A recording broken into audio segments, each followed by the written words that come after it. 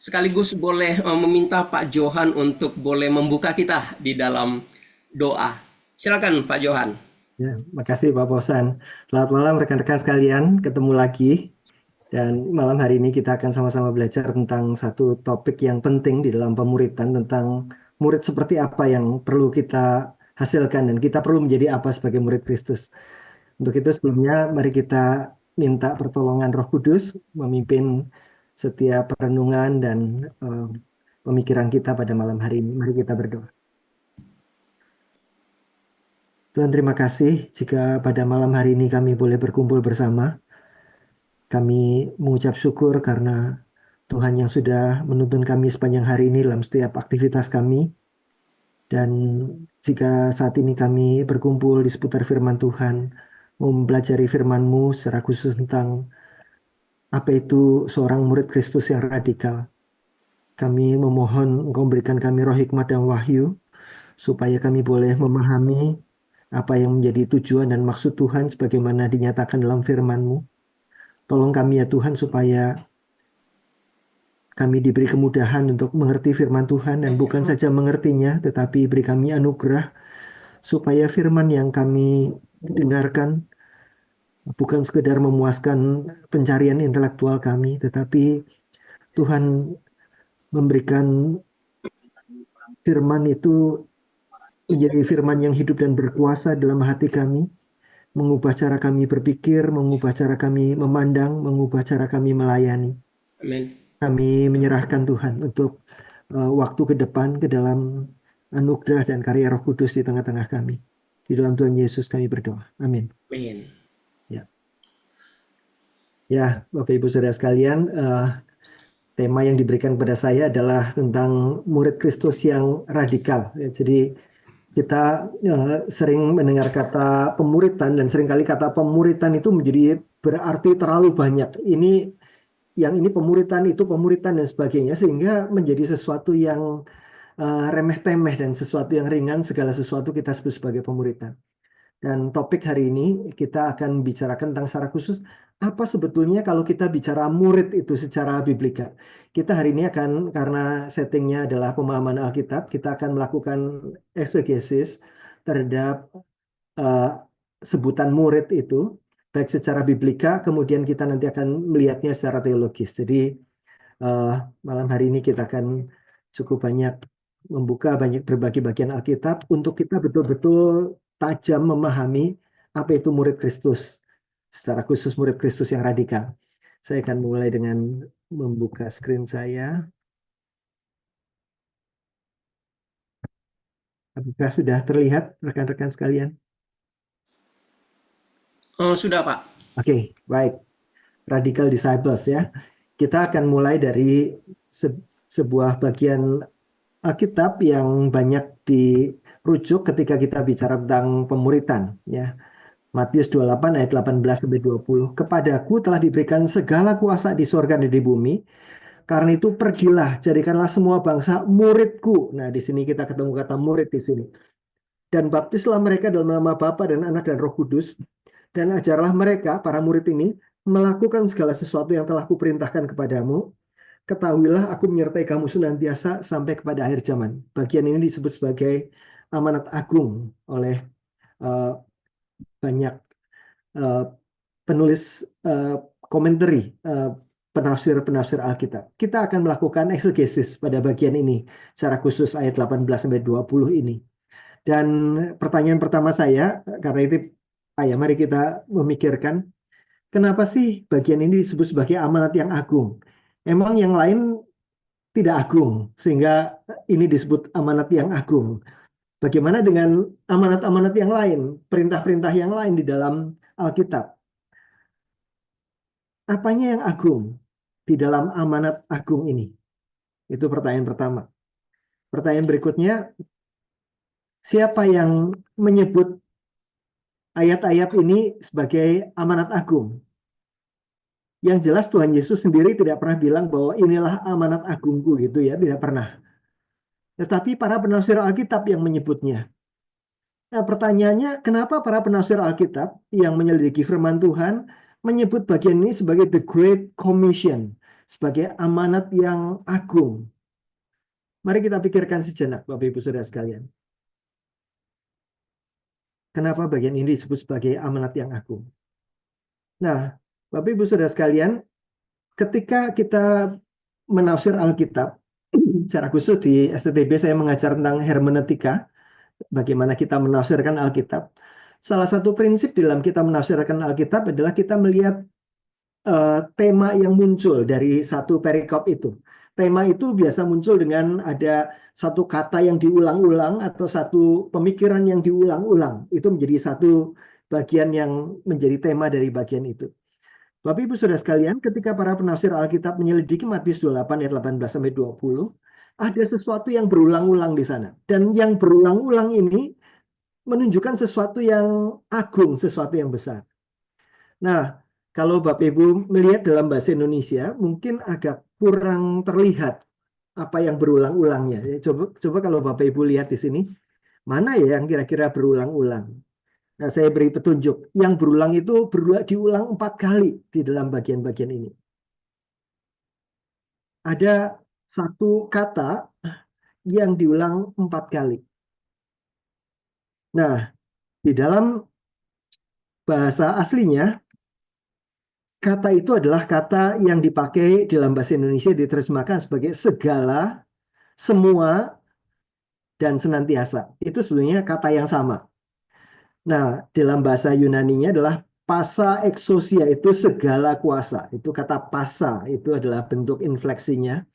Segala kuasa. Kemudian ketika dikatakan semua bangsa, kata yang dipakai adalah panta ta etne. Dari pasa menjadi panta. Kemudian segala sesuatu panta hoxa. Senantiasa ini pasas tas hemeras. Semua hari maksudnya. Jadi segala kuasa, semua bangsa, segala sesuatu senantiasa yang ada kata yang diulang, kata pas yang kemudian diubah ketika berhubungan dengan kata benda yang lain. Nah, jadi Bapak Ibu Saudara sekalian, ketika para penafsir Alkitab menyelidiki bagian ini, kata segala di sini menjadi kata yang menarik karena kata segala ini menjadi kata-kata yang agung dan besar. Misalnya, kepadaku telah diberikan segala kuasa, pasa exousia, kepadaku telah diberikan segala otoritas. Segala itu seberapa banyak? Segala otoritas di surga dan di bumi. Jadi otoritas yang sangat besar, meliputi otoritas segala di surga dan di bumi. Dan di dalam otoritas ini, mengacu pada otoritas ini dikatakan karena itu, karena otoritas ini. Jadi amanat ini disebut sebagai amanat agung karena yang memerintahkannya punya segala kuasa, dan perintah ini didasarkan pada segala kuasa ini. Jadi seperti kalau kita ketika kita ketemu dengan seseorang begitu ya, kemudian orang itu bilang bahwa saya adalah Presiden Republik Indonesia. Karena saya Presiden Republik Indonesia, saya memerintahkan kamu begini. Jadi yang di sini adalah pribadi yang punya segala kuasa, bukan hanya di bumi tetapi juga di sorga.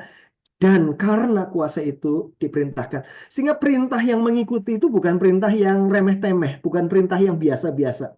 Tapi perintah dengan stempel otoritas yang luar biasa. Maka disebut sebagai amanat yang agung. Amanat ini disebut sebagai amanat yang agung juga karena ketika kita melakukannya, maka janji penyertaannya adalah janji yang berkaitan dengan suatu masa yang sangat panjang, pasas tas hemeras, semua hari sampai kepada akhir zaman. Jadi amanat agung ini ketika kita melakukannya, janji penyertaannya adalah janji penyertaan yang sangat agung. Tidak ada janji penyertaan yang lebih agung daripada ini, semua hari sampai kepada akhir zaman. Bapak Ibu Saudara sekalian, amanat ini bukan amanat yang akan selesai pada zaman pada para murid di situ. Para murid 12-1 waktu itu. Tidak selesai pada zaman itu. Tetapi sesuatu yang akan terus terjadi sampai kepada akhir zaman. Kita sekarang ini sudah akhir zaman belum, Bapak Ibu Saudara sekalian?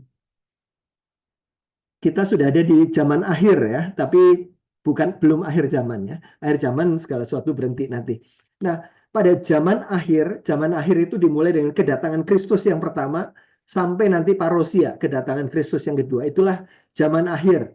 Nanti kedatangan Kristus yang kedua itulah akhir zaman. Perintah ini adalah perintah yang berlaku sampai kepada akhir zaman, sepanjang zaman akhir ini. Jadi sesuatu perintah yang menyangkut bukan hanya murid-murid pada zaman Tuhan Yesus itu saja, tetapi kepada kita perintah ini berlaku karena kita hidup pada masa ini. Maka amanat ini disebut sebagai amanat yang agung karena janji penyertanya adalah pasas tasemeras. Kemudian amanat ini disebut sebagai amanat yang agung karena standar capaiannya, standar yang harus dicapai itu luar biasa agungnya. Dikatakan, jadikanlah semua bangsa, pantata etne, lebih tepat lagi terjemahkan, semua suku bangsa menjadi muridku. Cakupannya adalah semua suku bangsa seluruh dunia.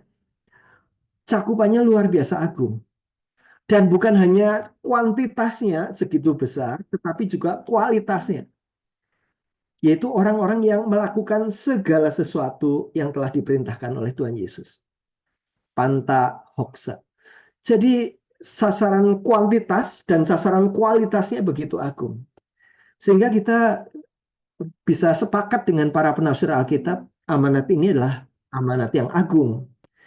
Pribadi yang mengamanatkannya agung, janji penyertanya agung, sasaran kuantitas dan sasaran kualitasnya itu agung. Dan ini mengikat kita semua. Bapak Ibu Saudara sekalian, nah kita akan secara khusus mempelajari dari amanat agung ini tentang radical disciples, ya, tentang murid. Nah, di dalam amanat agung ini dikatakan, jadikanlah semua bangsa muridku. Nah, Bapak Ibu Saudara sekalian, kita nanti akan menyelidiki secara khusus di sana, tapi kita melihat latar belakang amanat agung ini dulu. Nah, pertanyaan selanjutnya adalah setelah kita tahu bahwa ini adalah amanat agung ini kok panjang sekali ya, begitu ya. Dan kalau kita mau mempelajari amanat agung dan melakukannya, bagaimana kita mesti memahami amanat agung ini? Nah, amanat agung ini adalah sebuah kalimat majemuk, Bapak Ibu Saudara sekalian, dalam bahasa aslinya, bahasa Yunani. Memang secara tata bahasa itu banyak tidak tersampaikan ketika diterjemahkan dalam bahasa Indonesia maupun bahasa Inggris. Jadi itu sesuatu yang hilang di dalam terjemahan, lost in translation. Grammar seringkali begitu. Nah, bentuk kalimat ini adalah kalimat majemuk. Bapak Ibu masih ingat nggak waktu pelajaran bahasa Indonesia dulu ya? Kalimat majemuk itu kalimat yang seperti apa? Apa bedanya kalimat majemuk dengan kalimat tunggal?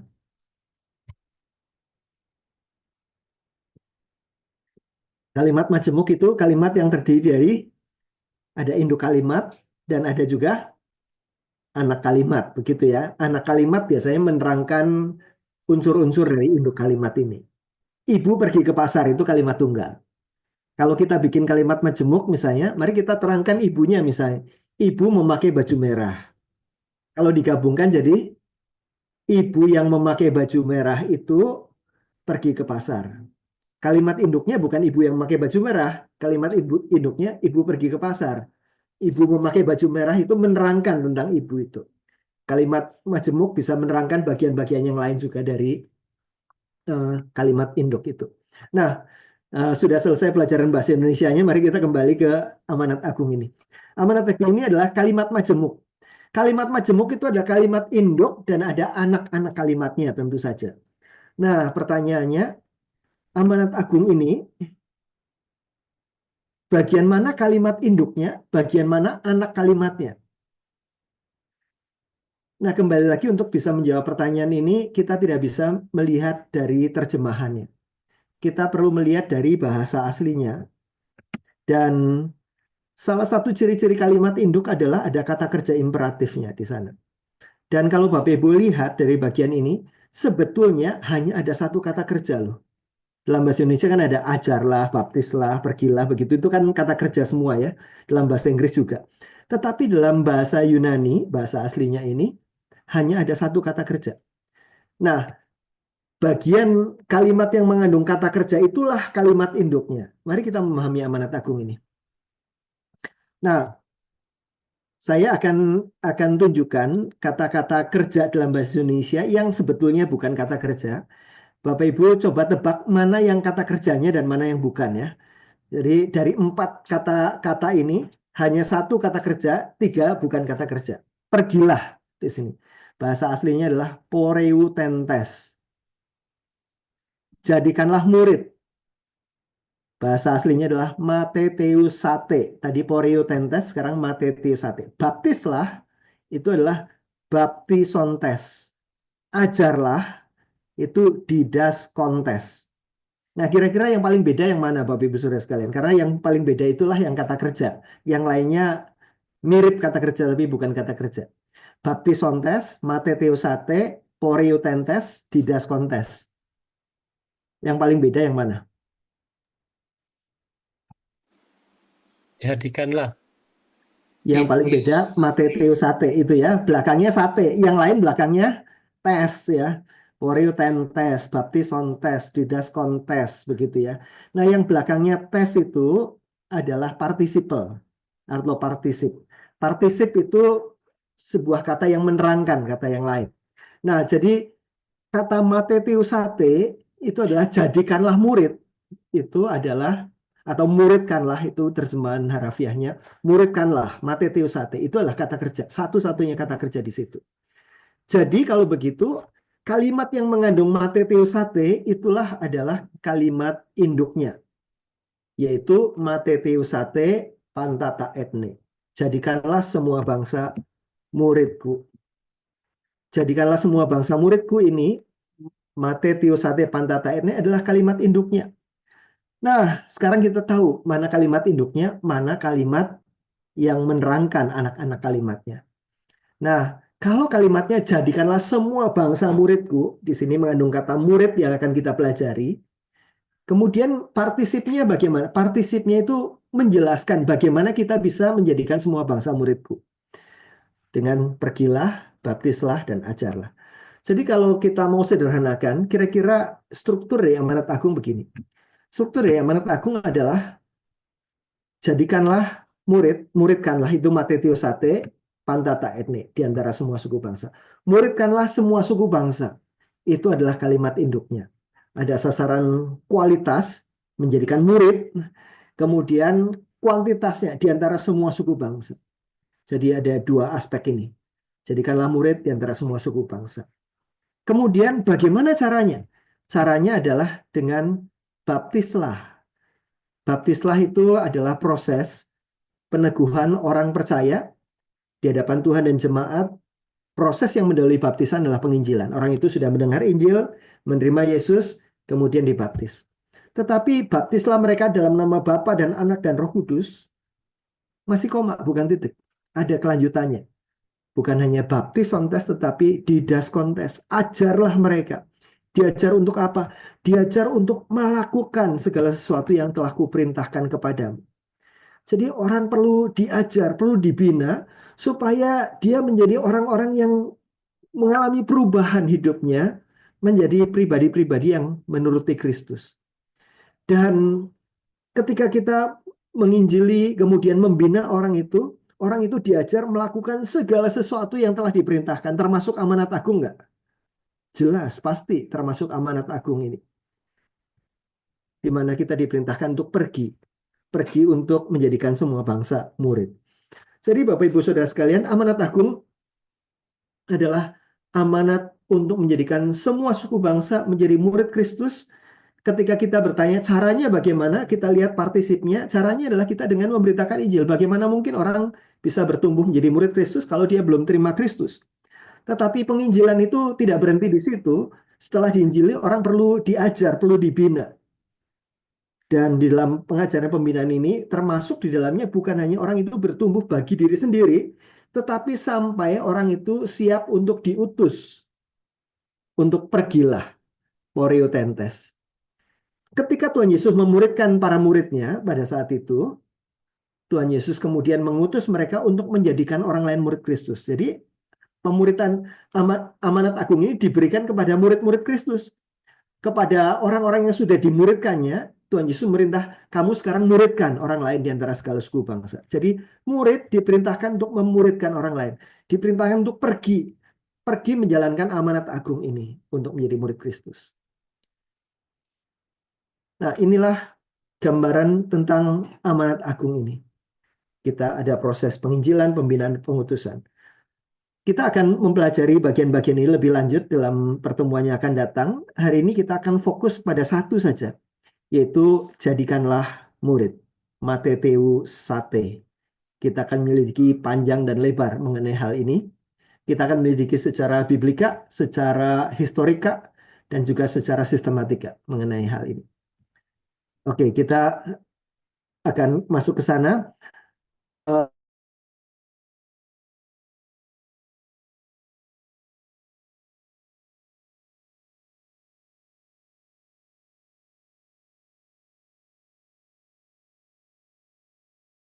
Judulnya The Great Omission. Amanat Agung bahasa Inggrisnya adalah The Great Commission. Ada C-nya. Tapi C-nya dihilangin, diplesetin. Jadi The Great Omission. Omission itu artinya to omit itu menghilangkan. Omission adalah penghilangan atau pengabaian. The Great Commission, amanat yang agung menjadi pengabaian yang agung. Nah, ini plesetannya. Nah, The Great Commission menjadi The Great Omission. Ini Stephen menulis buku itu, dia melihat dari sudut pandang misi. Kemudian Robertson McQuilkin, dia seorang rektor dari Sekolah Alkitab Columbia Bible Seminary. Dia juga seorang ahli biblika. Dia bilang bahwa ini amanat yang kita banyak abaikan. Dallas Willard, ini seorang filsuf Kristen, menulis buku judulnya The Great Omission juga.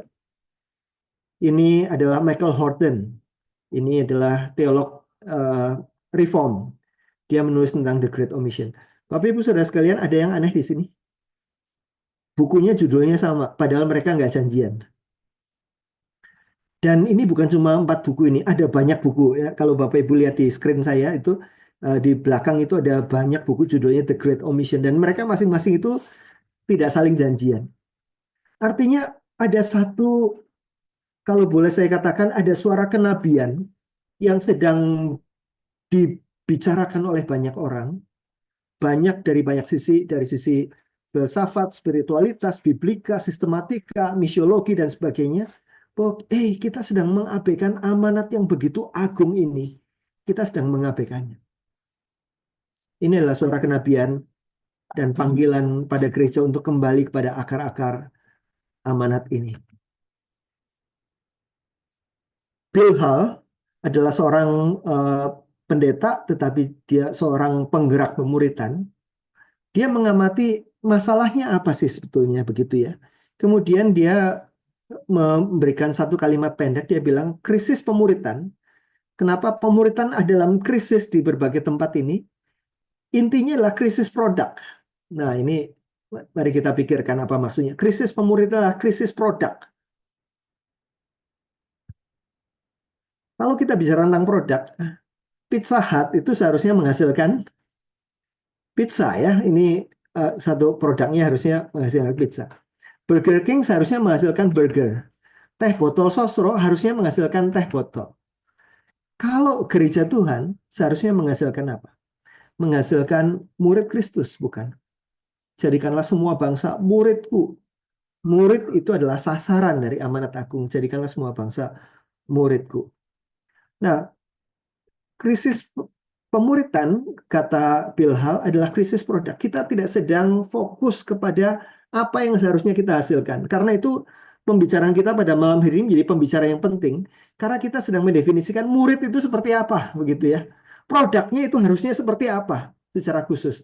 Kalau kita nggak jelas produknya, bagaimana kita akan membuat segala sesuatu untuk menghasilkan produk itu? Kita perlu jelas betul produknya apa. Nah, Bapak Ibu Saudara sekalian, Injil masa kini telah memberi ruang bagi sebagian besar jemaat untuk sekedar menyetujui beberapa fakta dasar tentang Injil, menerima pengampunan dosa, mendapat jaminan masuk surga, lalu melakukan beberapa kegiatan gerejawi hingga Kristus datang kembali. Ada krisis produk di sana. Apakah ini adalah hasil yang seharusnya terjadi? Krisis pemuritan, krisis produk, apakah ini artinya murid Kristus? Kita sedang bicarakan apa arti murid Kristus.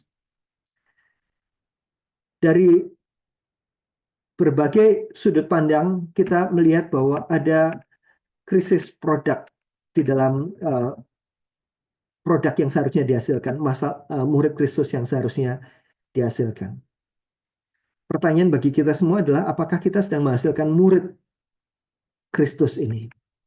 Untuk itu kita perlu belajar secara khusus apa itu murid. Sehingga kita bisa menjawab pertanyaan ini. Mate theosate, muridkanlah. Nah, mari kita masuk ke dalam topik kita sekarang. Tadi latar belakang kenapa penting kita mendefinisikan murid. Kata matetes di dalam bahasa Yunani adalah kata benda.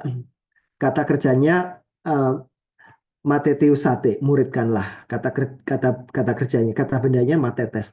Matetes ini diterjemahkan dalam bahasa Indonesia sebagai murid, di dalam bahasa Inggris sebagai disciple, bukan student. Bapak Ibu pernah memperhatikan terjemahan bahasa Inggris dari matetes ini, dari murid ini, bukan student, tetapi disciple. Nah, apa bedanya student dengan disciple?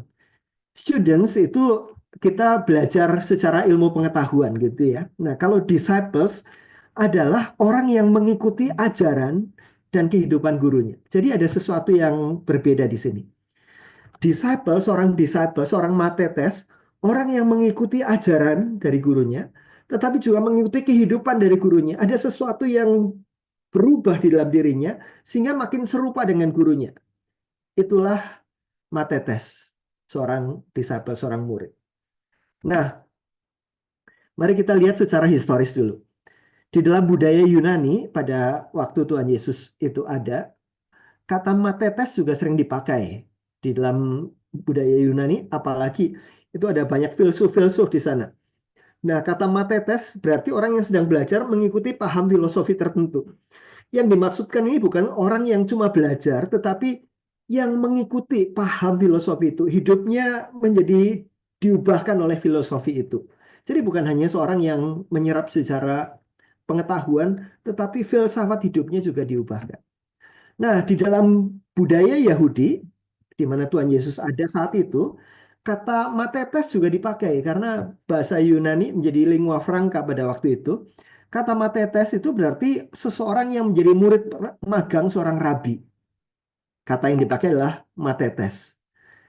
Dalam bahasa Ibrani adalah talmidim.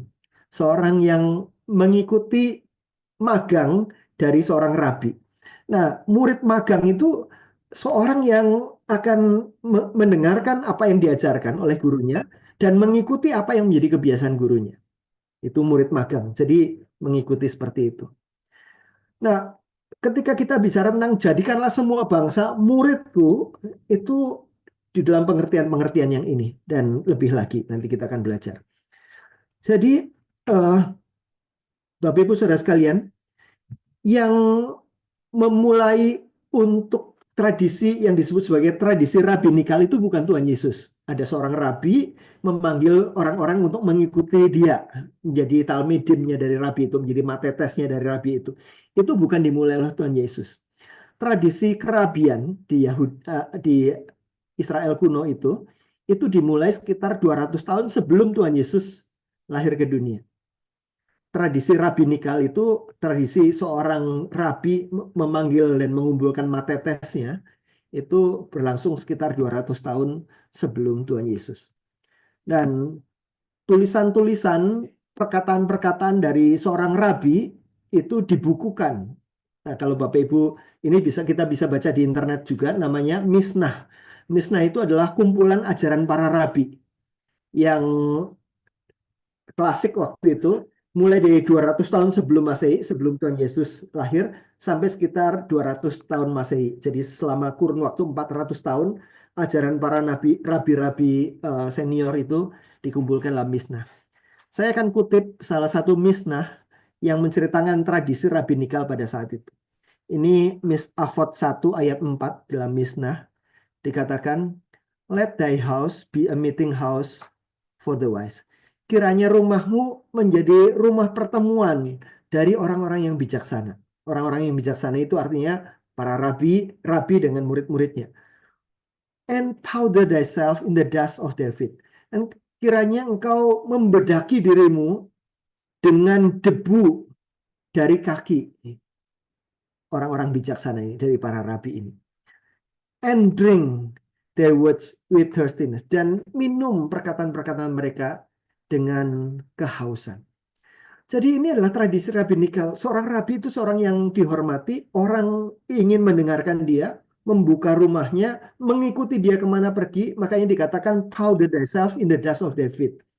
Jadi waktu di Timur Tengah sana itu jalanan itu kan berdebu, banyak eh, debu lepas begitu ya. Dan kalau kita berjalan dekat dengan seseorang, maka debu yang mengepul dari kakinya itu akan mengenai diri kita. Jadi dikatakan powder thyself, bedakanlah dengan debu yang keluar dari kakinya. Artinya kita berada dekat dengan rabi kita, dengan guru kita. Itu tradisi rabbinikal pada saat itu. Nah, dikatakan kalimat yang tadi duduk di dalam kepulan debu kaki sang guru itu bisa berarti kita duduk rendah. Waktu itu duduknya itu lesehan di bawah dan guru itu mungkin berdiri mengajar jalan begitu ya. Nah, ada ketika tempat duduk kita dilalui oleh sang guru, mungkin ada kepulan debu dari kakinya. Nah, itu duduk di dalam kepulan debu kaki sang guru atau duduk di kaki sang guru ini adalah ungkapan yang umum yang menyatakan belajar ya seorang guru. Seorang yang dekat sehingga kita kenal debunya. Kita seorang murid, seorang yang dekat dengan gurunya untuk bisa mengikuti apa yang dikatakan dan dihidupi oleh gurunya. Bapak Ibu Saudara sekalian, pada masa itu percakapan antara seorang rabi dan murid-muridnya berlangsung dalam kehidupan sehari-hari. Kadang-kadang di bawah pohon, kadang-kadang di pasar, sambil makan, waktu perjalanan, dan sebagainya. Sehingga kena debu dari kaki sang guru itu. Murid-murid berada dalam kepulan debu dari kaki sang guru saat mereka berjalan mengikuti dia atau saat mereka duduk di lantai ketika sang guru mengajar. Inilah tradisi rabbinika, tradisi kerabian yang Tuhan Yesus ikuti pada saat itu. Tuhan Yesus menjadi rabi dan sebagai rabi dia mengumpulkan murid-muridnya. Di dalam Perjanjian Baru, kata matetes itu banyak digunakan dalam kitab Injil dan kisah para rasul. Dan seringkali kata matetes ini dipakai secara umum bukan hanya untuk 12 murid, tetapi juga pengikut Tuhan Yesus dalam tingkat komitmen yang lebih luas. Misalnya 70 murid, orang-orang yang mengikuti dia, dan sebagainya. Bahkan juga kelompok tradisi lain. Orang-orang Farisi juga punya matetesnya masing-masing. Nah, Bapak Ibu Saudara sekalian, Tuhan Yesus bukan sekedar mengikuti tradisi pada saat itu. Nah, tradisi pada saat itu mengatakan ketika seorang murid magang ini, seorang matetes mengikuti seorang rabi, maka tujuannya adalah supaya dia menjadi seorang uh, yang nantinya akan jadi sama dengan para rabi itu. Contoh yang dekat dengan kita adalah tradisi pesantren ya, pondok pesantren kuno dulu. Biasanya ada seorang santri mencari murid-murid, calon-calon santri ini dimuridkan oleh dia supaya makin lama si calon-calon santri ini menjadi santri di dalam aliran dari santri tersebut.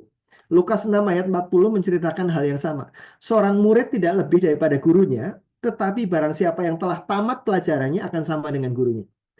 Jadi tujuan dari seorang rabi memanggil murid-muridnya adalah supaya murid-muridnya itu sama dengan dia dalam cara pengajarannya maupun dalam cara hidupnya. Itulah definisi dari seorang murid.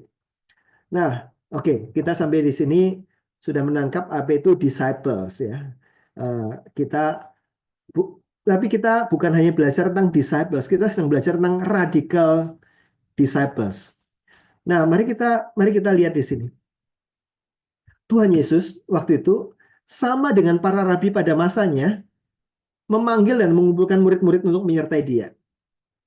Dan ini Tuhan Yesus lakukan. Tetapi Tuhan Yesus ada berbedanya, bukan sekedar sama. Berbeda dengan para rabi pada masa itu, dia punya pengertian tersendiri tentang siapa yang bisa disebut dan menjadi muridnya. Saya ulang ya. Tuhan Yesus mengikuti tradisi rabbinikal. Jadi dia sama seperti rabi-rabi Yahudi yang lain mengumpulkan murid-muridnya. Tuhan Yesus punya disciples di situ. Tetapi berbeda dengan para rabi pada masa itu, Tuhan Yesus punya pengertian sendiri, siapa yang bisa jadi muridku?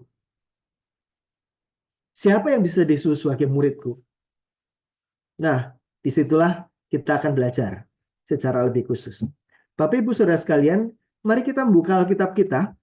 Bapak Ibu silahkan buka Alkitab dari Lukas pasal 14 ayat 25 sampai 35.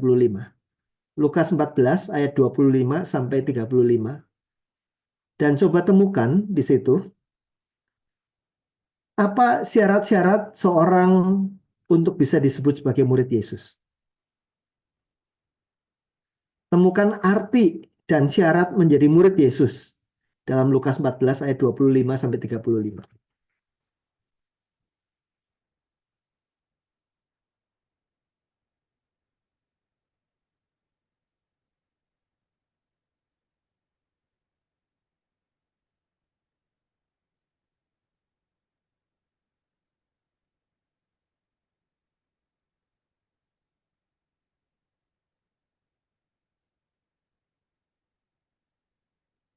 Silahkan diperhatikan.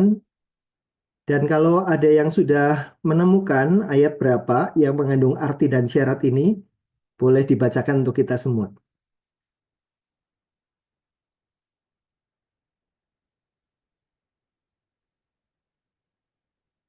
Ayat berapa? Silahkan dibaca.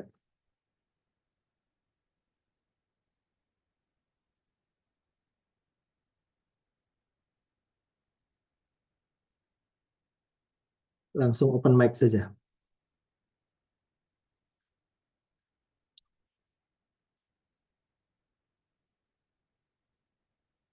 Arti dan syarat menjadi murid Yesus. Ayat 26, Pak Johan. Ayat 26, silahkan dibacakan untuk kita semua.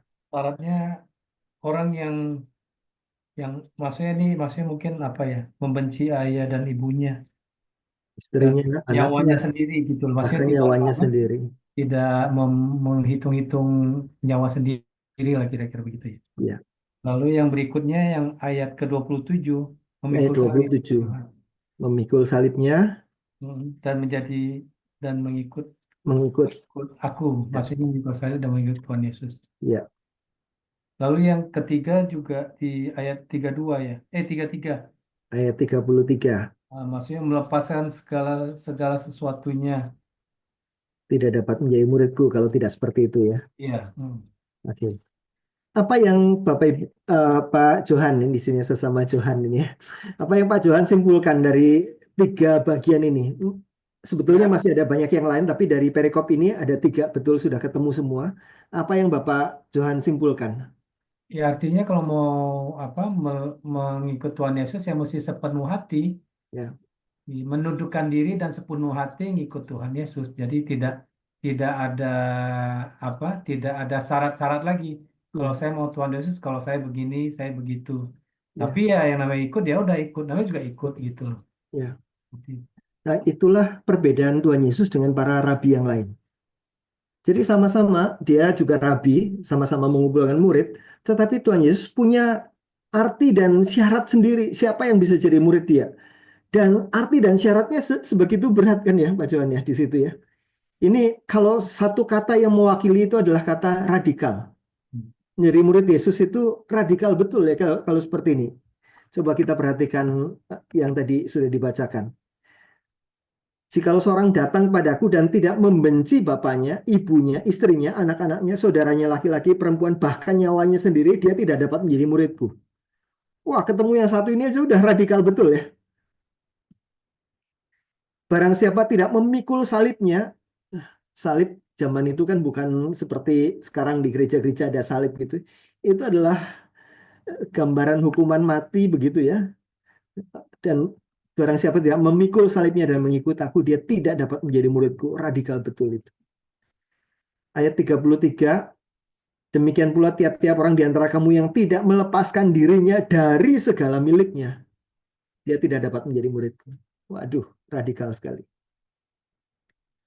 Nah, Bapak Ibu Saudara sekalian, kita tidak akan membahas terlalu banyak di sini dan supaya tidak salah paham, kata membenci di sini adalah sebuah terjemahan dari bahasa Yunani yang bisa diterjemahkan sebagai membenci, tetapi bisa diterjemahkan sebagai menolak, bisa diterjemahkan sebagai kurang mengasihi. Jadi gambaran tentang prioritasnya. Dia eh, prioritasnya jelas kepada Tuhan Yesus di sini.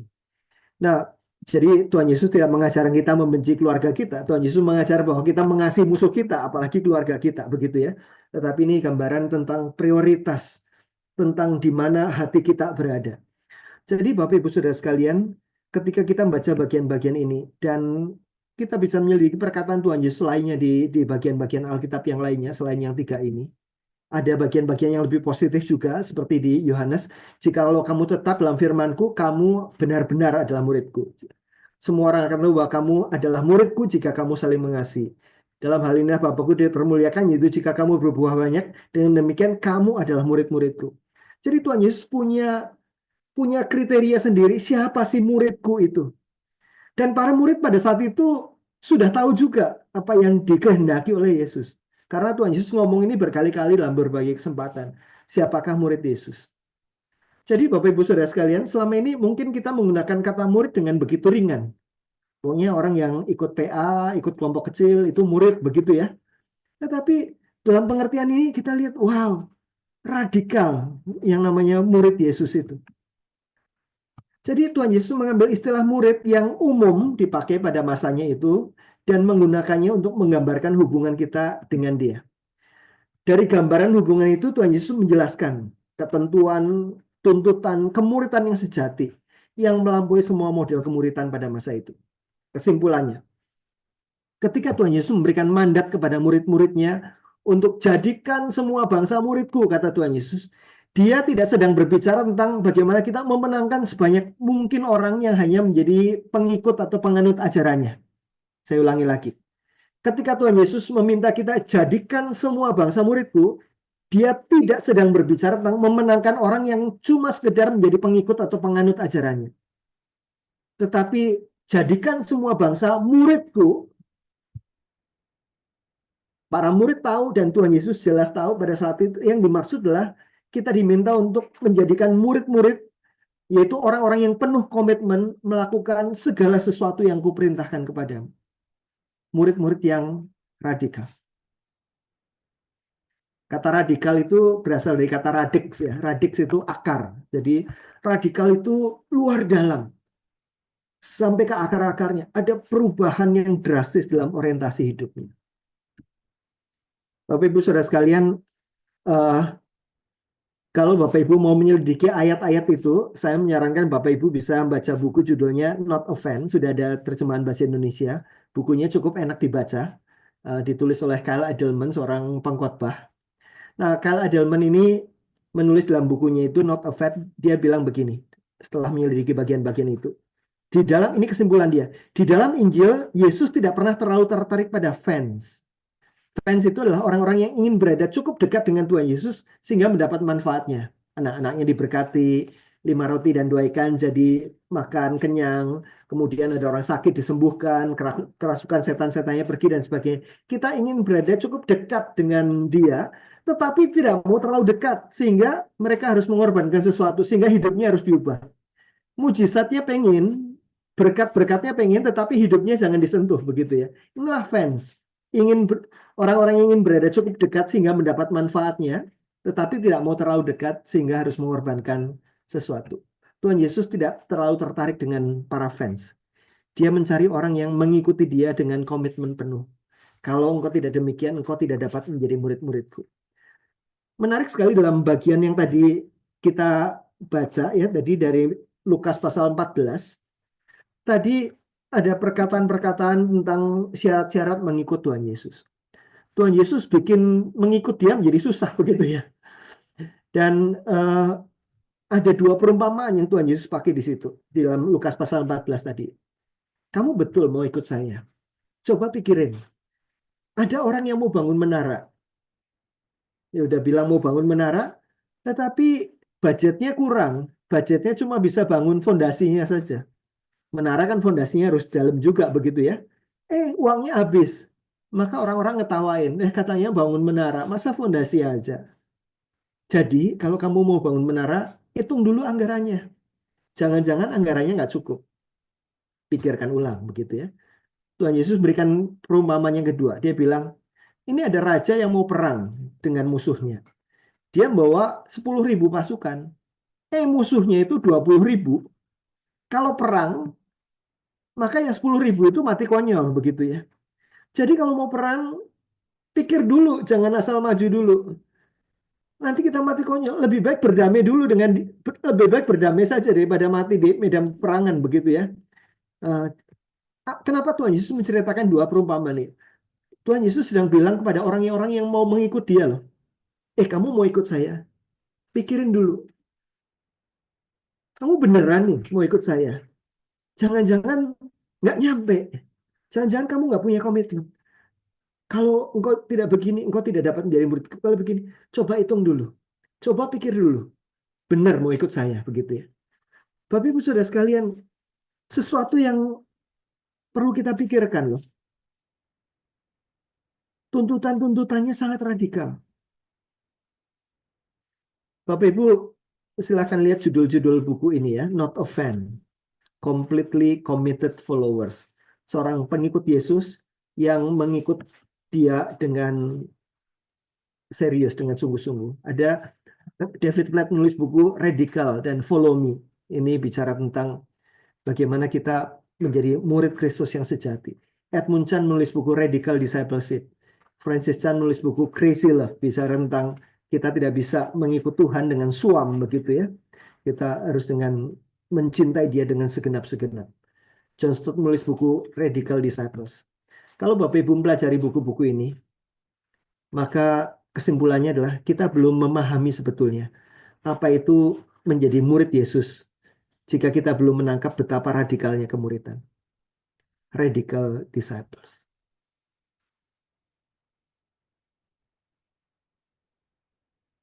Mengikut Yesus menjadi murid yang radikal. Bapak Ibu Saudara sekalian, itulah yang sebetulnya diperintahkan kepada kita, bukan? Kita diperintahkan untuk menjadikan semua bangsa menjadi murid Kristus. Murid seperti apa yang sedang kita hasilkan? Orang seperti apa yang sedang kita hasilkan? Krisis pemuridan adalah krisis produk, karena kita tidak sedang menginginkan yang seperti itu, seperti yang Tuhan inginkan. Yang penting orang datang ke gereja lah, begitu ya. Yang penting orang ikut kegiatan, masalah hidupnya berubah atau nggak berubah, ya udah terserah lah. Pertanyaan, apakah kita sedang memimpikan apa yang dimimpikan oleh Tuhan Yesus? Apakah kita sedang mengerjakan kualitas kemuridan yang seperti itu? Kalau kita serius dengan kualitas kemuridan seperti itu, kita tidak akan bertanya kenapa kita perlu dalam kelompok kecil dan sebagainya. Kita nggak bisa menghasilkan murid yang seperti itu di dalam kelompok yang besar sekali. Ya. Seorang murid butuh banyak wawasan dan sebagainya. Tetapi orang itu perlu ditolong supaya hidupnya menjadi kehidupan yang bertumbuh dan berbuah seperti itu. Bapak Ibu Saudara sekalian, kita sudah miliki secara historis, kita sudah miliki secara biblika. Saya ingin mengajak terakhir kita akan melihat secara sistematik ya. Kata murid Yesus, seorang yang serupa dengan Kristus. Kata serupa dengan Kristus itu sendiri adalah kata yang radikal. Seorang yang serupa dengan Kristus itu radikalnya seperti apa? Orang yang hidupnya seperti Kristus ini. Nah, Craig Etheridge dalam buku Invest in a Few, dia berkata, seorang murid Yesus adalah seorang yang memilih untuk mengikuti Yesus dan bertumbuh semakin serupa dengan dia. Namanya murid Yesus adalah orang yang mengikuti ajaran Yesus dan mengikuti kehidupan Yesus. Para teolog menyebut hal ini sebagai proses pengudusan, yaitu proses perubahan dan pembentukan oleh Roh Kudus dalam diri seorang percaya menuju keserupaan dengan Kristus. Ketika kita menerima Kristus, itu disebut sebagai pembenaran, justification. Kita dibenarkan. Tadi kita adalah orang yang berdosa, tetapi kita dibenarkan. Dibenarkan itu artinya secara hukum kita dipandang benar. Karena ketika Tuhan melihat kita melalui darah Kristus yang sudah membayar dosa-dosa kita. Kita yang tidak benar dipandang sebagai benar karena pengorbanan Kristus. Tetapi hidup kita sudah benar apa enggak? Kita dipandang benar, iya. Tetapi hidup kita kan masih tidak benar begitu ya. Nah, anugerah yang kedua yang Tuhan kerjakan setelah pembenaran, justification adalah pengudusan atau sanctification. Hidup kita dibawa semakin kudus, semakin serupa dengan Kristus. Nah, mari kita lihat penggunaan kata di sini. Pengudusan adalah proses pembentukan oleh Roh Kudus di dalam diri orang yang sudah percaya, yang sudah dibenarkan, supaya menjadi semakin serupa dengan Kristus. Itu pengudusan ya. Pemuritan adalah menolong seseorang untuk mengikuti cara hidup dan pengajaran dari Kristus. Sama atau beda? Sama. Pembenaran, pengudusan dengan pemuritan itu sebetulnya seperti dua sisi mata uang. Pengudusan, satu anugerah yang Tuhan mau kerjakan terus kejar dalam hidup kita. Dan pemuritan, seorang diubahkan menjadi semakin serupa dengan Kristus. Pemuritan adalah proses yang Tuhan pakai untuk menghasilkan pengudusan ini. Di dalam teologi Wesleyan sangat kuat masalah sanctification ini. Jadi tentang holiness movement dan sebagainya. Jadi ini sesuatu yang embedded dengan sangat kuat di dalam tradisi Wesleyan tentang seorang yang hidup di dalam kekudusan. Dan kita tidak bisa menghasilkan orang seperti ini kalau orang itu tidak dimuridkan. Pemuritan dan pengudusan tujuannya sama. Bapak Ibu Saudara sekalian, mari kita lihat beberapa bagian-bagian Alkitab yang bicara tentang sanctification, tentang pengudusan. Kita ambil beberapa sampel saja. Roma 8 ayat 28-29, ayat yang sangat terkenal. Kita tahu sekarang bahwa Allah turut bekerja dalam segala sesuatu untuk mendatangkan kebaikan bagi mereka yang mengasihi Dia, yang terpanggil sesuai dengan rencana Allah. Pertanyaannya adalah kebaikan itu apa? Ayat 29 menjelaskan, sebab semua orang yang dipilihnya dari semula, mereka juga ditentukannya dari semula untuk menjadi serupa dengan gambaran anaknya. Jadi inilah yang disebut sebagai mendatangkan kebaikan. Allah turut bekerja dalam segala sesuatu untuk mendatangkan kebaikan, yaitu menjadikan kita semakin serupa dengan gambaran anaknya, yaitu Kristus, supaya Kristus itu menjadi yang sulung di antara banyak saudara. Jadi Allah di dalam anugerahnya bekerja dalam segala sesuatu dalam hidup orang percaya untuk membawa kita semakin serupa dengan Kristus. Sehingga ketika kita melakukan pemuritan, kita sedang inline dengan apa yang Tuhan sedang kerjakan dalam diri orang-orang percaya sebagaimana Dia kehendaki. Menjadi serupa dengan Kristus, Christ-like.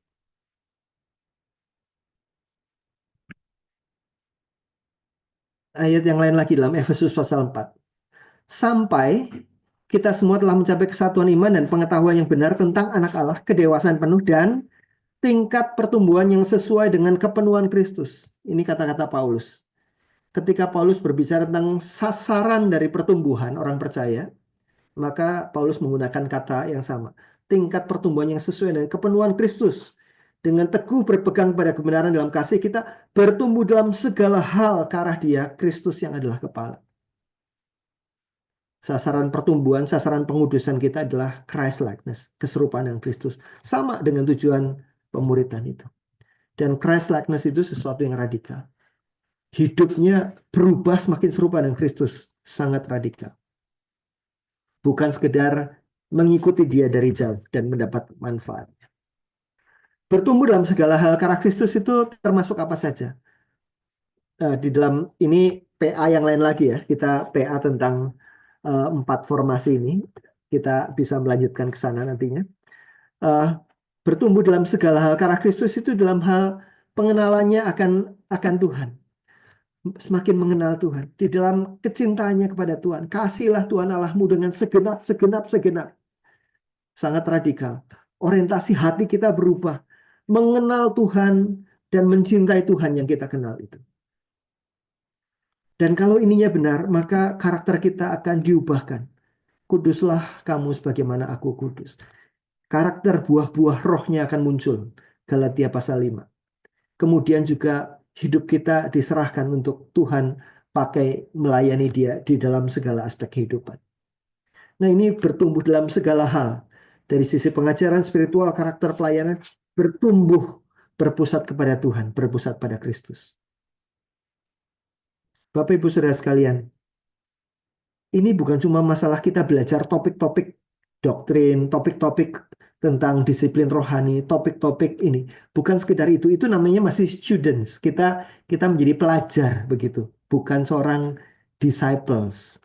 Seorang disciples adalah apa yang dia pelajari ini mengubah gaya hidupnya, mengubah cara berpikir dia.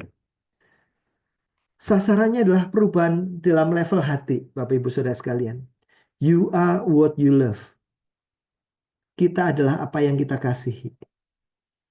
Dan Tuhan memerintahkan kita, kasihilah Tuhan Allahmu dengan segenap, segenap, segenap, segenap. Jadi seorang murid adalah seorang yang mengalami renovasi hati, hatinya diubahkan. Menjadi mencintai Tuhan lebih daripada segala sesuatu itu.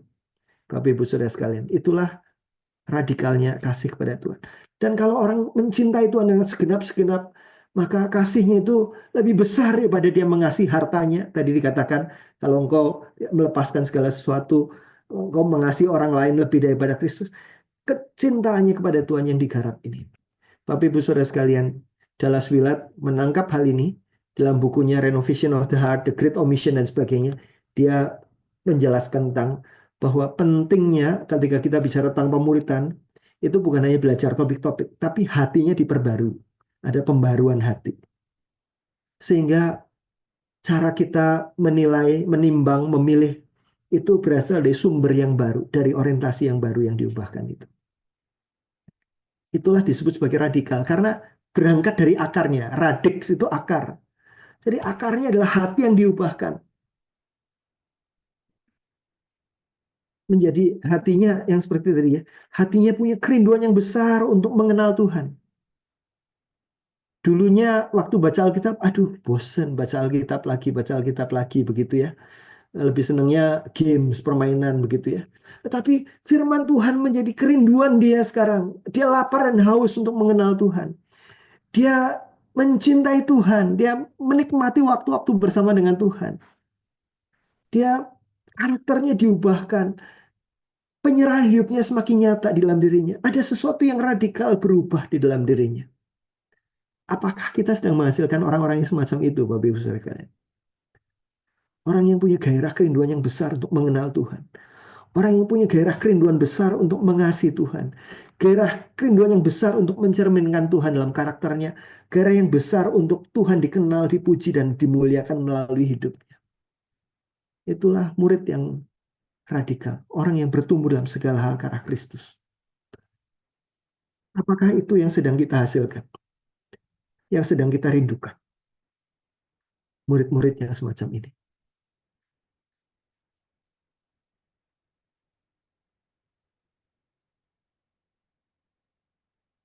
Jadi kita lihat beberapa bagian Alkitab lagi dalam perjanjian baru kita. Kolose 1 ayat 28 dan 29.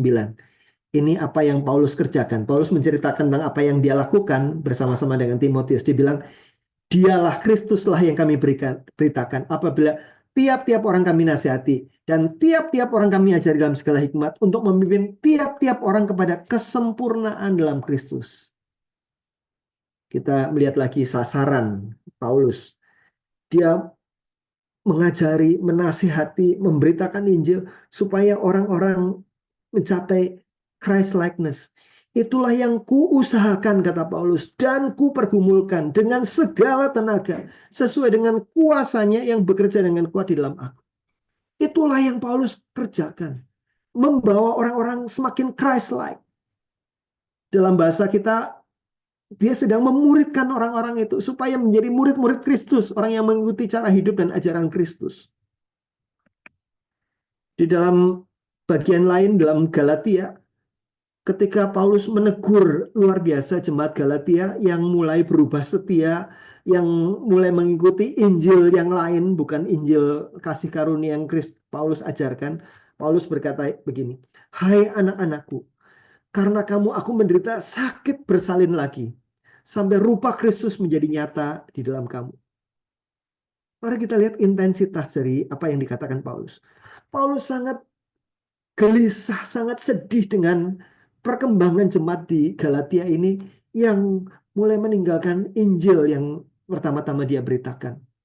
Dikatakan, karena kamu aku menderita sakit bersalin lagi. Gambaran seorang ibu yang melahirkan anaknya. Ya, Paulus merasa, aku sakit bersalin sampai rupa Kristus menjadi nyata di dalam kamu. Jadi itulah yang Paulus usahakan dan pergumulkan sampai rupa Kristus menjadi nyata di dalam diri anak-anak rohaninya. Apakah kita punya intensitas seperti itu? menghasilkan rupa Kristus, Christ likeness di dalam diri orang-orang yang kita layani, atau sekedar mereka menjadi konsumen layanan rohani yang setia. Kita bikin persekutuan, mereka datang. Kita bikin ibadah, mereka datang. Kita bikin ini, mereka datang. Sekedar menjadi konsumen dan kita happy dengan itu. Krisis pemuridan adalah krisis produk. Kita tidak sedang memimpikan produk seperti yang Kristus dan Paulus dan para murid mimpikan dan rindukan. Ketika sasarannya kita diskon, maka strateginya juga akan terdiskon. Kalau sasarannya adalah radical disciples, maka strateginya akan mengikuti apa yang bisa menghasilkan seperti itu. Bapak Ibu Saudara sekalian, kita sudah belajar tentang lingkup dari apa yang disebut sebagai murid Kristus. Dan murid Kristus adalah murid Kristus yang bertumbuh dalam segala hal. Radikal dalam pengertian perubahannya sampai ke level hati. Bukan cuma level perilaku. Sampai ke radiksnya. Ada perubahan orientasi hati. Bapak Ibu Saudara sekalian, kalau orang sudah berubah hatinya ya, mungkin hidupnya masih naik turun jatuh bangun. Tetapi dia akan terus kembali mencari Tuhan. Tetapi kalau radiksnya belum berubah, yang berubah hanya perilakunya, dia pergi dari tempat kita begitu ya, lulus atau sekolah tempat lain, kemudian pergaulannya buruk, hilanglah mereka. Tetapi kalau radiksnya, kalau hatinya sudah mengalami perubahan, maka orang itu kita relatif aman melepas dia. Ini di sini banyak orang tua ya. Ketika orang tua kita melepas anak kita kan deg-degan ya. Ini nanti bakal pergaulannya buruk apa enggak, nanti di sana kepengaruh jadi narkoba atau jadi LGBT dan lain-lain. Kita takut seperti itu semua. Tetapi kalau kita tahu bahwa orang ini sudah mengalami perubahan radikal dalam hatinya, bertumbuh dalam segala hal dalam kerinduannya kepada Tuhan, maka orang ini akan jatuh bangun dalam dosanya juga, akan naik turun lika-liku hidupnya, tetapi dia akan terus kembali kepada Tuhan karena ada sesuatu yang sudah diubahkan itu. Nah, itulah yang perlu kita perjuangkan dalam pemuritan. Bukan sekedar variasi kegiatan, ada kelompok besar, ini ada kelompok kecil, bukan itu. Ada perubahan yang mendasar di dalam diri orang-orang yang kita layani. Orientasi hati dan cintanya kepada Tuhan itu berubah. Semoga penjelasan ini menolong dan juga menantang kita untuk memikirkan orang-orang seperti apa yang kita rindu hasilkan dari proses di dalam gereja kita. Tuhan berkati.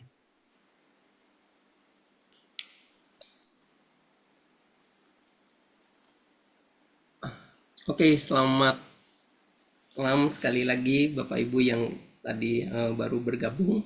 Terima kasih untuk Pak Johan untuk pemaparannya ya. Saya pribadi sangat diberkati Pak, dibukakan beberapa hal gitu ya yang semakin memperteguh untuk bagaimana bisa belajar menjadi murid yang radikal. Saya percaya juga untuk dari semua yang hadir malam hari ini juga pasti sangat diberkati.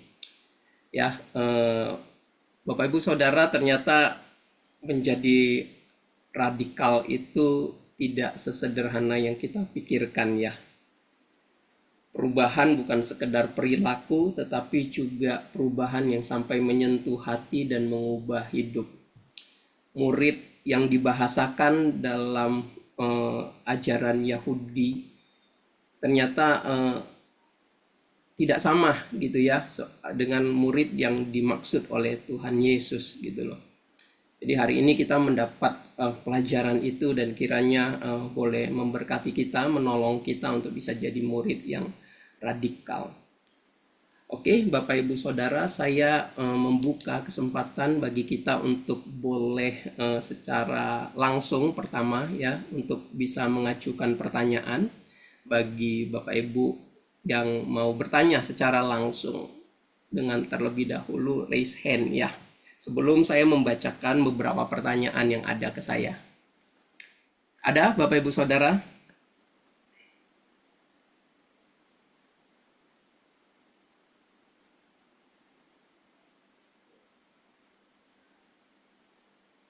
Dah? Oke, mungkin masih berpikir. Oh, ada Pak Amir ya. Silakan Pak. Ya, selamat malam Pak Johan. Selamat malam, Pak. Ya, saya sangat diberkati dengan lawan dari Pak Johan. Saya cuma mau tanya, dengan tadi kan eh, menjadikan murid itu membuat orang berubah di dalam hatinya ya. Hmm, Hatinya yang semakin serupa dengan Kristus. Ya, pertanyaan saya cuma simpel aja. Bagaimana kita merubah hati seseorang Ya, bisa eh, bisa menyerupai seperti Kristus gitu loh. ya, ya, Nah, itu kan yang bisa rubah kan Tuhan gitu kan. ya, ya, betul. Apakah hanya dia ikut PA, ikut kelompok kecil gitu. Hmm, Dan banyak juga saya lihat mereka yang sudah ikut kelompok kecil, udah bertahun-tahun, nggak hmm, berubah juga. ya, Kira-kira apa salahnya, Pak? Terima kasih. ya, makasih. Saya akan menjelaskan ini pertanyaan yang baik, pertanyaan yang penting. Eh, Mestinya kita akan membicarakan tentang perubahan ini minggu depan. Jadi kita akan dua kali ya membahas tentang radical disciples ini, tentang how to-nya minggu depan. Tetapi supaya eh, tidak penasaran begitu ya, kita akan bahas sedikit pada hari ini tentang how to-nya begitu ya. Saya akan carikan filenya dulu sebentar.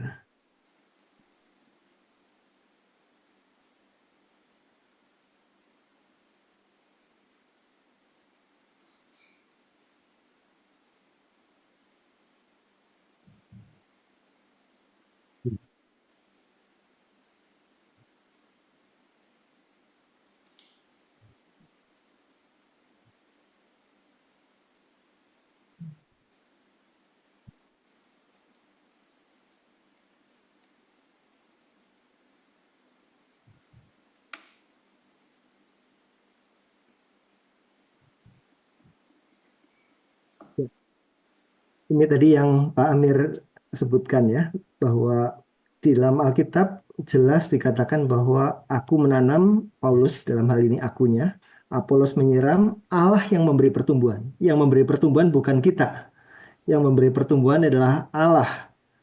Karena itu yang penting bukanlah yang menanam atau yang menyiram, melainkan Allah yang memberi pertumbuhan. Nah, bukan berarti kalau begitu ya udah kita biarin aja, biar Tuhan yang memberi pertumbuhan begitu ya. Eh, Kembali lagi ilustrasi ini diambil dari ilustrasi pertanian. Seorang perlu menanam, seorang perlu menyiram. Kalau tidak ada yang menanam dan tidak ada yang menyiram, bagaimana kita bisa panen tomat, panen buah-buahan dan macam-macam. Perlu ada yang menanam dan perlu ada yang menyiram. Tetapi orang yang menanam dan menyiram tahu ini yang dia lakukan hanya menanam saja, menyiram saja dengan air begitu. Tetapi yang membuat benih ini bisa tumbuh, berkembang dan sebagainya, ada kehidupan dalam benih itu yang Tuhan berikan, sehingga benih itu yang berubah dari tunas kemudian menjadi besar, menghasilkan buah dan sebagainya. Itu Tuhan yang melakukannya. Yang dia lakukan sebagai petani adalah menanam dan menyiram. Tuhan yang memberi pertumbuhan. Nah, itu juga yang dikatakan oleh Paulus tadi ya. Dialah yang kami beritakan apabila tiap-tiap orang kami ajari, kami nasihati dalam segala hikmat untuk memimpin tiap-tiap orang di dalam Kristus. Itulah yang usahakan dan pergumulkan dengan segala tenaga. Jadi ada unsur itunya, ada unsur mengusahakannya. Tetapi orang yang sudah mengusahakannya ini, dalam bahasa kita, kita ngajak dia PA, ngajak dia belajar firman Tuhan. Minggu depan kita akan belajar tentang aspek-aspek ini. Bagaimana orang mengalami perubahan pola pikir dan perubahan gaya hidup di dalam prosesnya. Kita mengusahakan kita bawa orang itu dalam kelompok, belajar firman Tuhan, belajar memperjuangkan menerapkannya bersama-sama dan sebagainya. Kita mengusahakan itu. Tetapi kita yang memimpin PA tahu bahwa yang mengubahkan dia itu adalah kasih karunia Roh Kudus yang bekerja dalam hatinya. Kita yang sudah lama memimpin pemuritan akan tahu bahwa yang saya ajak itu ya cuma ngobrol, membicarakan, mendiskusikan. Kok orang itu bisa berubah begitu ya?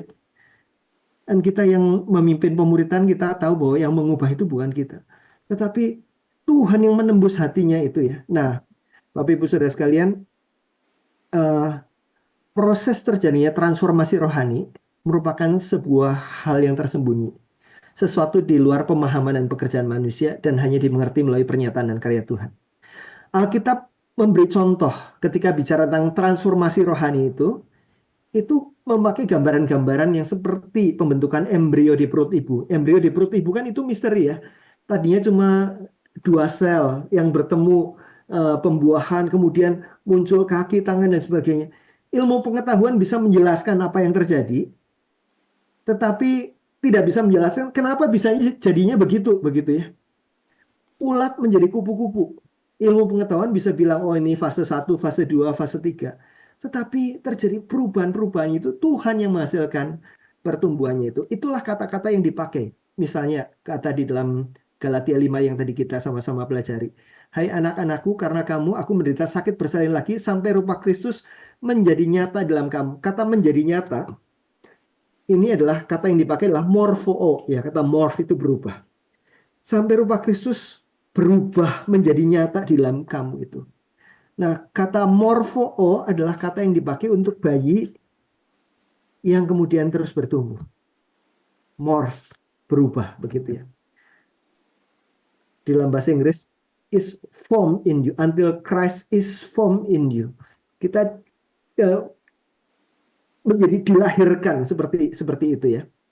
Nah, kemudian kata yang sama untuk transformasi rohani dipakai dalam Roma 12, janganlah kamu menjadi serupa dengan dunia ini, tetapi berubahlah.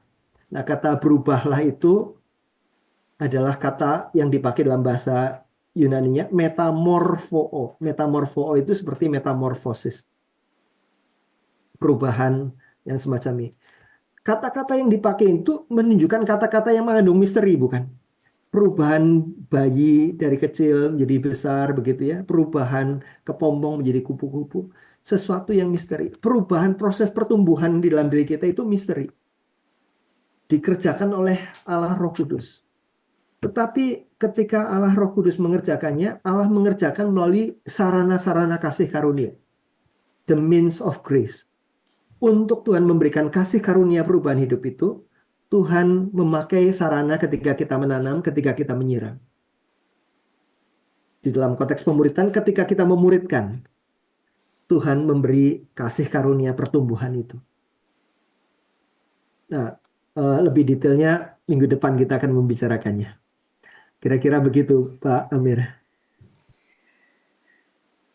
Oke, terima kasih Pak Johan. Bersabar ya, Pak Amir. Minggu depan hadir lagi untuk boleh lebih jelas mendengar jawabannya. Oke, saya lanjutkan karena waktu ya. Kita cepat aja langsung kepada Pak Ong. Silakan yang sudah resen. Terima kasih, Tante Pausan, atas waktunya. Ya, silakan Pak Ong. Ini hanya sharing aja. Ya, Yang Bang. seperti tadi hamba Tuhan katakan bahwa radikal. Di dalam radikal itu, pengajarnya aja tidak radikal. Misalnya seorang hamba Tuhan tidak radikal, gimana jemaatnya bisa radikal? Cara berpikirnya ini tidak berubah, masih duniawi. Gimana bisa mengharapkan jemaat-jemaat yang mau menjadi murid, ya kan? Mau radikal. Nah, inilah kita harus reformasi. Semua hamba Tuhan harus radikal, sesuai dengan tujuan Kristus. Coba gimana, Pak? Kira-kira ada nggak pemikiran sampai ke sana? Karena di gereja, persekutuan aja, kita itu tidak ada. Habis kebaktian bubar masing-masing. Sedangkan gereja itu adalah rumah Tuhan untuk persekutuan. Mau gimana kita berbicara tentang murid Kristus? Saya pikir jauh, ya kan? Jauh, ya kan? Persekutuan yang nggak ada, gimana bisa murid? Coba kita sharing, Pak. Gimana kira-kira pemikirannya? Terima kasih.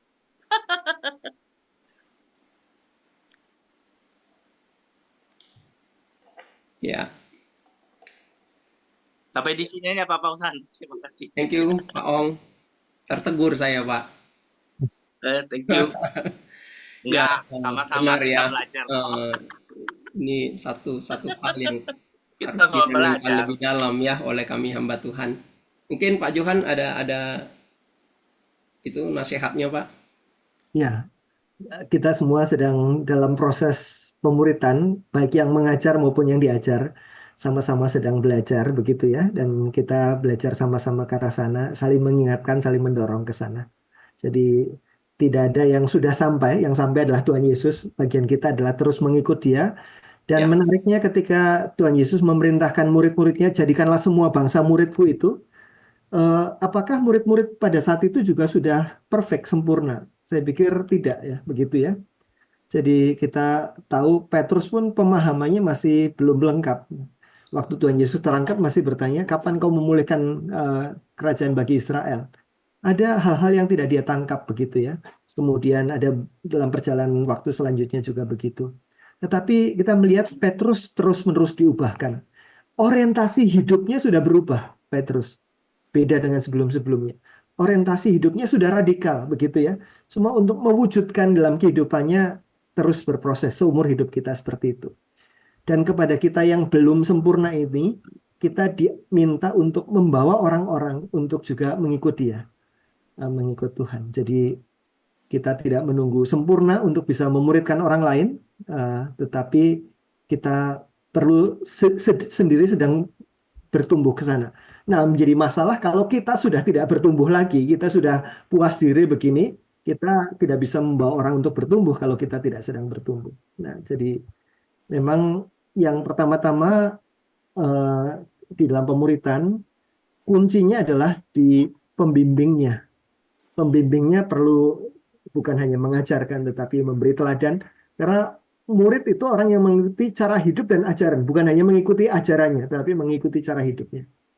Sehingga memuridkan itu gampang-gampang susah, susah-susah gampang ya. Gampangnya adalah kita tinggal menjadi diri kita sendiri, apa adanya. Tetapi susahnya adalah diri kita itu seringkali seadanya. Jadi orang jadi tidak bisa mengikut Kristus dengan melihat diri kita. Jadi kita sendiri perlu harus sedang terus bertumbuh dan kita sedang membawa orang lain, ayo kita terus bertumbuh. Kita tidak sempurna, tetapi kita sudah berjalan lebih dulu di depan. Dan kita membawa orang untuk berjalan bersama-sama dengan kita mengikut Tuhan. Jadi ya ada perjuangan di semua hal, tetapi betul poinnya tadi adalah seorang yang memuridkan itu seorang yang bukan sama-sama sedang belajar, orang yang sudah berjalan di depan. Jadi tidak harus berjalannya sudah berkilo-kilometer di depan, ya nggak kelihatan begitu ya. Tetapi orang yang mengatur langkah yang bersama-sama dengan kita, sama-sama sedang bertumbuh. Ya. Oke, terima kasih Pak Johan untuk pemaparannya. Pak, ini ada 2 pertanyaan yang ada di kolom chat. Yang pertama ini dari Pak Paulus Rubin, bertanya seperti ini Pak. Apakah secara realita hidup dalam kondisi sosial budaya sekarang ini, seberapa mungkin kita bisa menjadi seorang murid yang radikal? Apakah radikal itu black and white? Kalau ya, katakan ya. Kalau tidak, katakan tidak. Nangkep nggak Pak? Ya, saya pikir untuk hidup sebagai murid Kristus yang radikal itu berlaku untuk segala zaman ya, sampai kepada akhir zaman seperti itu, bukan hanya pada masa murid-murid pada saat itu saja. Sehingga diperintahkan untuk jadikanlah semua bangsa muridku, sampai ke segala suku bangsa, sampai kepada akhir zaman. Jadi, nah cuma pertanyaannya tentang black and white itu, saya pikir ada banyak nuansa di dalamnya. Jadi ketika bicara tentang iya dan tidak itu bicara tentang sesuatu yang dapat dipercaya, masalah kejujuran dan sebagainya. Sementara ketika kita berada di tengah-tengah dunia yang berdosa, kita perlu tetap hidup dalam integritas, di dalam ketaatan kepada Tuhan, tetapi juga di dalam kecerdikan ya. Jadi cerdik seperti ular, tulus seperti merpati. Dan itu adalah pengutusan Tuhan kepada murid-murid pada saat itu, seperti domba di tengah serigala. Karena itu harus cerdik seperti ular, tulus seperti merpati. Saya pikir itu juga hal yang sama di tengah-tengah dunia yang sedang banyak mempengaruhi orang-orang, termasuk mempengaruhi kita yang ada di gereja juga. Bagaimana kita menjaga hati tetap tulus, tetapi cerdik, jadi nggak konyol begitu ya. Kadang-kadang kita terlalu cerdik sehingga kehilangan ketulusan, atau kadang-kadang kita terlalu tulus sehingga kita tidak cerdik di dalam melakukannya. Sama-sama akan membuat kita tidak bisa bertahan di tengah-tengah dunia ini. Jadi kepada kita yang diutus seperti domba di tengah serigala, kita butuh dua hal itu. Jadi hitam putih dalam pengertian hitam putih di dalam perkataan kita bisa dipercaya, iya adalah iya, tidak adalah tidak, kita tidak menipu, kita tidak bohong dan sebagainya, dan itu kita jaga. Tetapi dalam penerapannya beberapa bagian yang lain kita perlu banyak kecerdikan. Ada para pak pernah mengatakan satu istilah creative obedience, ya. Ketaatan yang kreatif. Jangan sampai terlalu kreatif sehingga nggak taat, tetapi ketaatannya juga tidak ketaatan yang kita jadi konyol begitu ya, karena kita tidak bisa menerapkan sesuatu yang kreatif di dalam konteks kehidupan yang seperti ini. Mungkin sekilas seperti itu. Bijaksana kreatifnya gitu ya Pak ya. Ya, creative obedience. Oke, ya semoga bisa menjawab ya Pak Paulus Rubin ya. Oke Pak, ini dua pertanyaan terakhir. Ya, yang pertanyaan yang pertama, tadi Pak Johan ada ngomong banyak penulis buku itu ya, pengabaian tentang pengabaian. Mereka banyak menulis tentang bagaimana justru yang terjadi itu bukan Great Commission. Great Commission, tapi omission gitu ya, pengabaian. Nah, tetapi di tengah kondisi itu gitu Pak, banyak orang Kristen itu juga merasa dia nggak mengabaikan, dia sudah menjadi murid, merasa sudah menjadi murid, entah itu merasa cukup atau dia mungkin merasa apa. Nah, antara pengabaian dan dengan satu sisi banyak orang Kristen merasa sudah jadi murid. Nah, di mana itunya Pak, bedanya atau apakah pemahamannya yang keliru atau seperti apa gitu? Ya, jadi menurut saya cukup berbahaya kalau kita sudah merasa sudah katam, sudah selesai, sudah menjadi murid begitu ya. Yang ada adalah kita terus-menerus bertumbuh. Namanya sanctification, itu adalah sesuatu proses berkelanjutan dalam hidup kita, semakin bertumbuh dalam kekudusan sampai kita nanti dimuliakan oleh Tuhan dalam anugerah ketika kita diberi tubuh yang baru nantinya. Tapi proses ini tidak berhenti. Proses menjadi murid itu adalah terus-menerus menjadi ya. Bukan saya sudah selesai, sudah tamat begitu. Nah, ketika orang merasa sudah tamat itu berbahaya justru. Jadi proses yang terus-menerus berubah ke sana. Nah, kita belum sampai, tetapi kita perlu pastikan bahwa kita sedang terus berubah, kita sedang terus bertumbuh. Jadi mungkin tensinya di situ. Sudah diubahkan, tetapi kita terus-menerus sedang terus berubah sampai nanti akan dimuliakan oleh Tuhan pada akhirnya. Saya menantikan hari itu, di mana suatu saat Tuhan berikan kita semua sebagai anak-anak tebusannya, tubuh yang baru, hati yang baru, di mana kita sekarang kan bergumul dengan banyak dosa dan sebagainya. Kita antara melakukan ini atau enggak, kadang-kadang orientasi hati kita begitu. Suatu saat nanti kita akan dimurnikan begitu ya. Wow, kita tidak membayangkan seperti apa. Kita mencintai Tuhan dengan hati yang murni, mengasihi Tuhan, memuji Tuhan, memuliakan Tuhan, tidak sedang ditarik oleh berbagai macam dosa. Kita menantikan itu. Tetapi di dunia ini kita sedang terus bertumbuh ke sana. Ya. Artinya anak-anak Tuhan ini nggak boleh berpuas diri, tetapi harus sering-sering berefleksi gitu ya Pak ya. Mengintrospeksi dirinya sudah sejauh apa dia bertumbuh jadi murid gitu ya. Oke, thank you Pak Johan. Nah, ini satu pertanyaan lagi, Pak. Terakhir. Selamat malam Pak Johan, bagaimana hukum kasih diaplikasikan di dalam radical discipleship? Karena jika pakai hukum kasih dari Tuhan Yesus, akan merelakan hati tanpa batasan aturan untuk orang-orang mau ikut di dalam komsel. Atau sebenarnya salah mengaplikasikan hukum kasih yang dimaksud. Nangkep nggak, Pak? Ya, hukum mengasihi Tuhan dengan segenap-segenap dan mengasihi sesama seperti diri sendiri, ya itu ya. Itu sendiri satu hukum yang sangat radikal, bukan? Mengasihi Tuhan dengan segenap. Jadi kenapa Tuhan ingin kita mengasihi Dia dengan segenap? Apakah Dia egomaniak gitu ya, pengen dicintai oleh orang-orang gitu menjadi pusat? Bukan ya, karena Tuhan ingin memberikan kita yang terbaik di dalam seluruh alam semesta ini.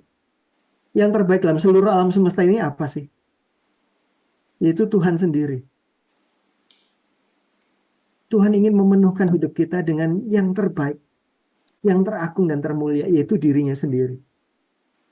Ketika Tuhan berkata, kasihlah Tuhan Allahmu dan sebagainya, Tuhan bukan sedang berpikir tentang dirinya sendiri saja. Tuhan sedang berpikir bagaimana memenuhkan hidup kita. Antara kehidupan kita yang penuh dengan hidup yang paling memuliakan Tuhan itu sebenarnya satu pencarian yang sama.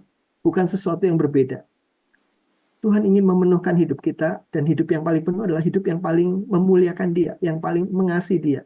Kita tidak sedang ditarik dengan banyak berhala-berhala yang lain yang menjadi lebih penting daripada Tuhan.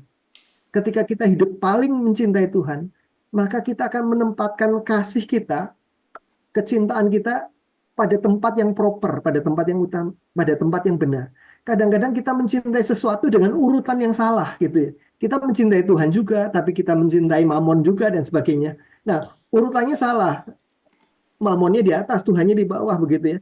Mencintai Tuhan dengan segenap-segenap itu perubahan orientasi yang radikal sekali. Tuhan yang utama, dan jika misalnya berhadapan dengan satu deal kontrak begitu ya.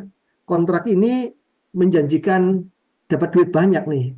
Tetapi kita harus kompromi tentang integritas. Kita jadi tidak bisa mencerminkan Tuhan, mencintai Tuhan di situ. Kontrak yang satunya untungnya nggak banyak. Tetapi itu kita bisa menjaga integritas kita. Nah, pada saat itu akan ketahuan urutan cinta kita seperti apa. Apakah kita mencintai Tuhan lebih daripada segala sesuatu, atau mencintai yang lain lebih daripada Tuhan, begitu ya. Nah, jadi ketika hati kita orientasinya berubah, maka akan pertimbangan-pertimbangan segala sesuatunya berubah, bukan sekedar perilakunya saja. Mencintai Tuhan itu radikal. Mencintai Tuhan akan membuat kita juga membenci dosa, begitu. Kita mencintai beberapa aspek, tapi dosa pada dasarnya adalah kita sedang mengkompromikan cinta kita kan, cinta kepada Tuhan dan cinta kepada sesuatu yang kita merasa lebih bisa memenuhkan hidup kita dengan ilah-ilah yang lain ini, dengan kenyamanan yang lain. Jadi itu sesuatu yang ketika kita paling mencintai Tuhan, kita bukannya jadi kita makin hilang begitu ya. Kita menjadi semakin penuh. Kita menjadi semakin sesuai dengan sebagaimana Tuhan menciptakan kita. Jadi bukan berarti ketika kita makin mencintai Tuhan kita makin hancur, hilang begitu ya. Oh, Tuhannya enggak, itu pencarian yang sama.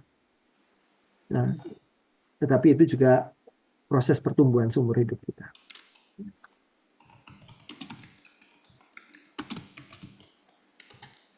Oke, thank you Pak Johan untuk pemaparannya. Kiranya boleh menjawab ya Chief Willing ya untuk pertanyaan tadi. Oke, karena keterbatasan waktu Bapak Ibu Saudara ya, PA kita malam hari ini kita harus sudahi sampai di sini. Ya, minggu depan dengan waktu yang sama kita akan berjumpa kembali. Yang pasti minggu depan itu akan lebih banyak kita mendapatkan jawaban-jawaban tentang radikalnya ya. Untuk itu Bapak Ibu Saudara, mengundang setiap kita yang hadir malam hari ini untuk boleh kembali hadir untuk Selasa depan yang mengikuti PA ini, karena ini satu PA yang sebenarnya sangat penting dan baik sekali bagi perjalanan pemuritan kita. Terima kasih sekali lagi untuk Pak Johan dan juga untuk Bapak Ibu semuanya. Saya mengundang Bu Su Joshua untuk boleh mengucapkan terima kasih kita kepada Pak Johan dan juga menutup kita dalam doa. Silakan Bu Su.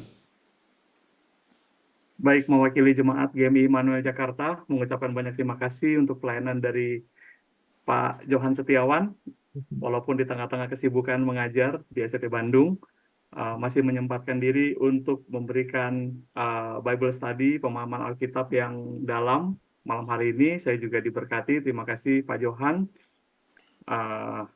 Dan juga tidak sabar menantikan sesi berikutnya dari Pak Johan Selasa depan. Ya, jadi sebagai informasi juga buat Pak Johan, malam hari ini bukan hanya dari GMI Immanuel yang hadir, kami juga mengundang beberapa GMI terdekat juga boleh hadir bersama-sama, belajar bersama-sama. Jadi terima kasih juga Bapak Ibu yang sudah mengikuti Zoom pembinaan dari Immanuel malam hari ini. Dan jangan lupa Selasa depan masih ada, jadi ini bukan sudah berakhir. Diharapkan rekan-rekan yang sudah belajar malam hari ini, minggu depan kita lanjutkan pembelajaran kita. Ya, karena baru setengah ini yang kita belajar ya. Jadi terima kasih untuk kehadiran semuanya. Baik, untuk mengakhiri pertemuan malam hari ini, kita bersatu dalam doa. Bapa di surga, kami sungguh bersyukur kesempatan yang indah Tuhan berikan bagi kami untuk kami boleh belajar kebenaran firman-Mu bersama-sama ya Tuhan. Biarlah setiap pembelajaran-pembelajaran yang sudah kami boleh pahami diikuti dengan pertolongan Roh-Mu yang kudus sendiri untuk kami boleh melakukannya. Karena semua pembelajaran-pembelajaran ini kemudian tidak akan begitu berpengaruh kepada pertumbuhan kerohanian kami sampai ketika kami mau bersedia taat untuk melakukan kebenaran-kebenaran, yaitu belajar menjadi murid Kristus yang radikal. Tuhan, berikanlah kekuatan, berikanlah hikmat bijaksana-Mu ya Tuhan bagi kami sekalian. Secara khusus di GMI Immanuel yang sedang terjadi kegerakan pemuritan yang kami percaya datangnya daripada Tuhan.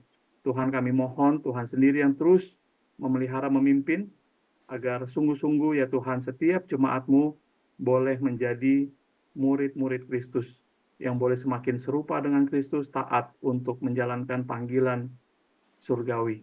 Terima kasih Tuhan untuk hamba-Mu yang telah Kau utus, Bapak Johan Setiawan yang telah Engkau pakai memandu kami untuk menerangkan, menjelaskan bagian-bagian firman Tuhan yang sulit menjadi sesuatu yang dapat kami pahami.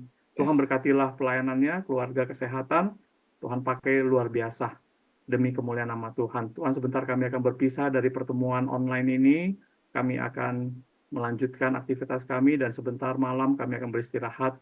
Tuhan sertailah kami, memberi kami damai sejahtera dan sukacita, sehingga kami boleh beristirahat dengan nyaman, dengan lelap, dan besok hari pagi dengan kesegaran, kekuatan yang baru, melanjutkan aktivitas kami memuliakan nama Tuhan.